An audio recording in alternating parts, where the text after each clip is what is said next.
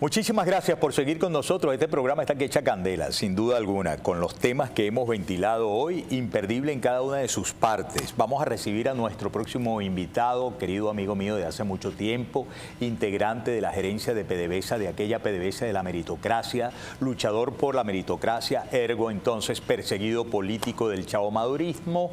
Él es economista y estratega en energía. Vamos a irlo viendo de una vez, por favor. Juan Fernández, ahí lo tengo, y también ha formado parte de los equipos de trabajo de primerísima línea para la preparación de lo que va a ser la Venezuela, tierra de gracia, también en materia petrolera y energética, el hub energético de las Américas. Juan, un fuerte abrazo. Bienvenido a la entrevista una vez más.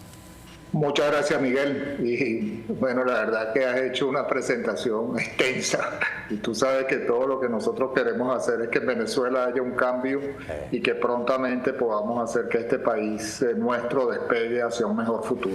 Pero mi querido Juan, al César lo que es del César, y prosigamos de una vez. ¿Sabes que están montando un show a propósito de la publicación en su red social Truth del presidente Donald Trump el martes en la tarde en Venezuela, con el concurso de alacranes que más impresentables no pueden haber llegado a ser durante las últimas horas, según lo cual queda completamente demostrado que lo que está de por medio con el advenimiento probable de un nuevo gobierno es la entrega de los recursos petroleros, gasíferos, auríferos, las distintas materiales estratégicos de las tierras raras venezolanas y todo, empezando por el petróleo, que ya ha dicho Donald Trump, según Jorge Rodríguez, Nicolás Maduro y todos ellos, que es que el petróleo venezolano no es venezolano sino de él.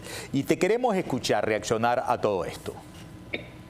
Bueno, sí, yo he estado haciendo seguimiento a esto. Quisiera brevemente señalar lo siguiente, ¿no? Venezuela, desde en su historia petrolera, si uno la examina a lo largo de un siglo, siempre ha sido, con la excepción de esta ventana del chavismo-madurismo, un suplidor seguro y confiable a los mercados, en especial al mercado más importante para nosotros, que es el de la costa del Golfo, y que representa la mejor oportunidad para Venezuela por las economías y la cercanía. Fíjate que cuando uno revisa la historia, inclusive en periodos de conflicto, las guerras mundiales, cuando hubo el problema del embargo petrolero árabe, siempre Venezuela estuvo presente en el suministro. Y además, cuando hubo el proceso de nacionalización petrolera, eso no fue nada traumático, fue un proceso ejemplar en donde se transfirió a la nación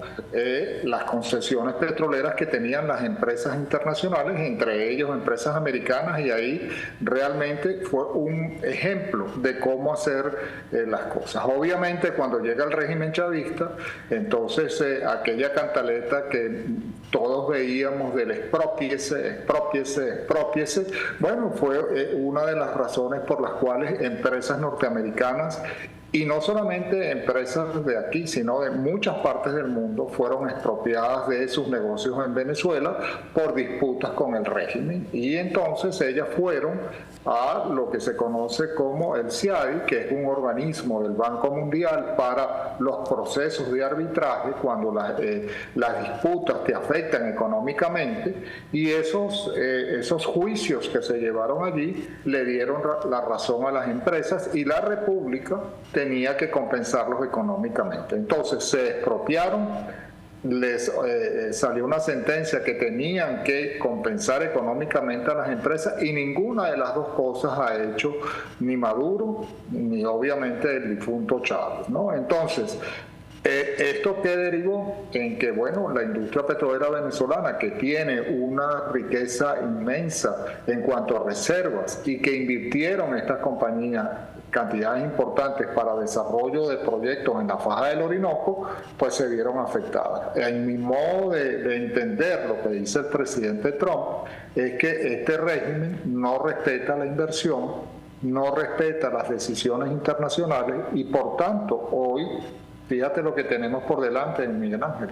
la situación de Citgo, ¿verdad? Que está prácticamente siendo subastada por estas acciones que este régimen ha hecho y que sin duda alguna no favorecen a la nación y son consecuencias de sus políticas y de esta inestabilidad que han generado en el negocio petrolero. De lo que nosotros hemos hablado e intercambiado sobre la situación futura, Dios mediante, del sector petrolero y energético en Venezuela, el apetito de las empresas por venir a Venezuela a invertir, a hacer negocios es alto.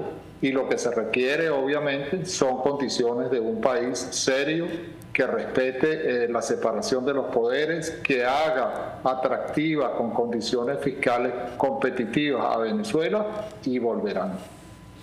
Fíjate, cuando dices, cuando nosotros hemos hablado, podría ser un poquito más explícito, cuando nosotros, ¿quiénes hemos hablado sobre el futuro del asunto? No, cuando nosotros, tú mencionaste que hay un equipo de trabajo, nosotros estamos haciendo cosas relacionadas con el sector para ir conociendo primero las cosas que tenemos que hacer en Venezuela, que están dejando la industria petrolera de verdad en una situación prácticamente de colapso, y entonces nosotros tenemos que de ahí partir para determinar en dónde y cómo nosotros podemos reactivar la industria. Hace unos meses atrás estuvimos en un evento muy importante aquí en la ciudad de Houston que se llama el CERA Week. Es el evento más importante para las empresas de producción del sector petrolero, y el intercambio que tuvimos allí con las empresas de todas partes del mundo es que tienen muchísimo interés en regresar a Venezuela, eso sí, con un gobierno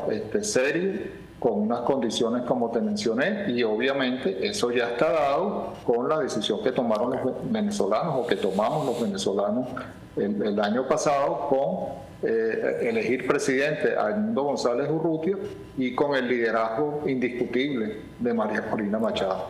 Para finiquitar el tema de la interpretación de vida, porque yo soy de los que piensa que la verdad los conceptos en los que plasmó su idea el presidente Trump estuvieron un poco carentes de clarificaciones y sirvieron en algún momento como para que las plataformas propagandísticas del régimen hicieran su agosto y anden en lo que andan, tratando de embutirle mentiras a la comunidad internacional e incluso a los propios venezolanos. Pero para solventar este punto, lo tan pregonado por María Corina Machado de reconvertir a Venezuela de lo que es hoy un hub del crimen en un hub energético regional, ¿comportaría en algún momento dejar de respetar los principios básicos de que el petróleo es de los venezolanos, de que el gas es de los venezolanos, que los recursos todos, incluso más allá del tema de los hidrocarburos que están en el subsuelo, son de los venezolanos? En eso no hay ninguna duda. Nosotros estamos diseñando y tenemos diseñada una política petrolera que se basa precisamente en ese principio, digamos, histórico universal de Venezuela. Lo que sí nosotros estamos haciendo es facilitar para que las condiciones que haya con respecto a la inversión en el sector energético sean favorables. Por ejemplo, nosotros hemos dicho que aquellas empresas que han sido expropiadas y afectadas por estas decisiones equivocadas del régimen chavista tendrán la oportunidad de que sus activos puedan ser retornados si las condiciones obviamente así lo permiten. Nosotros estamos haciendo un trabajo muy intenso tanto para el sector del petróleo como para el sector del gas, para el sector eléctrico, etcétera, para que estas condiciones, como ya digo, se respeten, y está suficientemente claro. Y las empresas petroleras internacionales de toda índole, tanto de servicios como las verticalmente integradas, las refinadoras, las que tú quieras nombrar, saben que las condiciones parten de que el petróleo que está en el subsuelo le pertenece a los venezolanos. Entonces, la factura que implica en su mensaje el presidente Donald Trump es aquella misma factura que quizás pensaron los ladrones iba a ser olvidada en el tiempo y desechada y tirada a un basurero, pero que es la que estaba por detrás del momento histórico en el cual La misma acusada hoy por entreguista por parte del régimen, nuestra líder María Corina Machado, se levantó y le dijo a Hugo Chávez, expropiar es robar. ¿Cierto? Bueno, exacto. Fíjate lo que al final ha ocurrido es, vamos a ponerlo en este término. Los estados y los gobiernos tienen un derecho por interés nacional a ejecutar medidas de expropiación. Pero esas medidas de expropiación tienen que venir acompañadas con el cumplimiento del establecimiento legal y eso implica, usted me tiene que pagar lo que me expropia en las condiciones económicas que así es. Bueno, estos señores que hicieron, y no solamente a las empresas petroleras, a inversionistas nacionales, a gente que tenía atos, a gente que tenía empresas pequeñas cafeteras en el Táchira. La cantidad es enorme porque no es solamente al concierto internacional. Entonces, ¿qué hicieron? Las expropiaron, les quitaron las empresas. Todos debemos de recordar cuando se presentaban Chávez en las fábricas, diciendo aquí en la CBG, en cualquiera de las empresas símbolos que tenía Venezuela, diciendo que ahora sí. Bueno, las expropiaron, salieron estas sentencias de compensación, no las pagaron, entonces lo que uno lógicamente tiende a pensar es que, bueno, obviamente me robaron. ¿Qué hicieron las compañías? Bueno, están buscando mecanismos de compensación y ahí tenemos el caso de lo que ha ocurrido con un activo tan importante para Venezuela como el Citgo. Claro. La referencia de Trump está, a mi modo de ver, circunscrita a esa situación.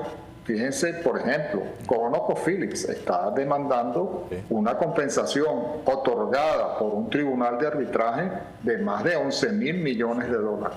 ¿Y le han pagado? No le han pagado. Entonces, ¿y por qué se hizo esa expropiación afectando inversiones significativas que se hizo en Venezuela? Bueno, porque Chávez le dio la gana de hacerlo. Entonces, eso es lo que nosotros no queremos que ocurra, que vuelva a ocurrir. Nosotros lo que queremos es presentarnos como el país que siempre hemos sido, de ser un suplidor seguro, confiable y significativo para el mercado petrolero, y por eso tenemos que aumentar la producción. Las condiciones actuales nos exigen que tengamos que incluir a la participación privada para que podamos, con la ayuda de esos recursos, de esos mercados, de esa tecnología, rápidamente recuperar a la industria petrolera y por ende coayudar en la recuperación económica de Venezuela que tanto necesita. Muy bien. Juan, voy a hacer una pequeña pausa y ya vamos a seguir conversando otros asuntos, sobre todo el tema del bloqueo, la repercusión del bloqueo a los buques sancionados en la vida diaria de los venezolanos, en fin. Amigas y amigos, miren, antes de irme a la pausa, cuando yo oigo todo esto, cuando lo pasamos por el tamiz de la historia y pienso que estos tipos pensaban que no le iban a cobrar nunca, que fueron a juicio, hubo sentencias y no cumplieron las sentencias. En la en la Corte Interamericana de Derechos Humanos, por ejemplo, los trabajadores petroleros lograron sentencias a su favor. ¿Cumplieron los tipos? No, huyeron del sistema interamericano de los derechos humanos. Juan, por cierto, forma parte de ese grupo de víctimas de la familia petrolera, de gente del petróleo, ¿no? ¿Cuántos? Decenas de miles. ¿Cuántos murieron? Óiganme, yo mismo, como parte de Radio Caracas Televisión, hubo una sentencia en la Corte Interamericana de Derechos Humanos, no la cumplieron, huyen como están queriendo huir ahora del Estatuto de Roma porque sabe que les viene lo que les viene. Ahora, fíjense ustedes, qué cosa, ¿no? Que cometieron este error, Rafa, Dani, de lo que yo siempre digo, y Jesús, ustedes saben que yo siempre digo que es un error, es un pecado pensar que las cosas por sabidas se callen y por calladas se olviden. No se les ha olvidado, vienen a cobrar lo que es, y a ellos ahora están pegando brincos. Ya venimos con más.